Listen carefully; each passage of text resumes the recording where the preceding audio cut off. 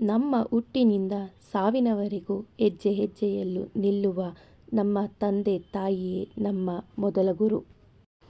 ಗುರುಬ್ರಹ್ಮ ಗುರುವಿಷ್ಣು ಗುರುದೇವೋ ಮಹೇಶ್ವರ ಗುರು ಸಾಕ್ಷಾತ್ ಪರಬ್ರಹ್ಮ ತಸ್ಮೈ ಶ್ರೀ ಗುರವೇ ನಮಃ.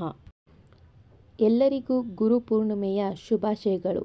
ಇಂದು ನಾವು ಗುರುಪೂರ್ಣಿಮೆಯನ್ನು ಆಚರಿಸುತ್ತಿದ್ದೇವೆ.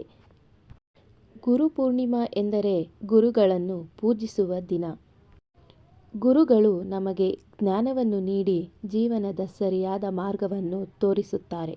ಗುರುಗಳು ನಮ್ಮ ಜೀವನದಲ್ಲಿ ಬಹಳ ಮುಖ್ಯವಾದ ಪಾತ್ರವನ್ನು ವಹಿಸುತ್ತಾರೆ. ಅವರು ನಮಗೆ ಜ್ಞಾನವನ್ನು ನೀಡುವುದಲ್ಲದೆ ಜೀವನದ ಮೌಲ್ಯವನ್ನು ಕಲಿಸುತ್ತಾರೆ. ಗುರುಗಳು ನಮ್ಮನ್ನು ಸರಿದಾರಿಯಲ್ಲಿ ನಡೆಸುತ್ತಾರೆ ಮತ್ತು ಸಮಾಜದಲ್ಲಿ ಉತ್ತಮ ಪ್ರಜೆಯನ್ನಾಗಿ ರೂಪಿಸುತ್ತಾರೆ. ಗುರುಗಳು ಇಲ್ಲದಿದ್ದರೆ ನಾವು ಜೀವನದಲ್ಲಿ ಏನನ್ನೂ ಸಾಧಿಸಲು ಸಾಧ್ಯವಿಲ್ಲ.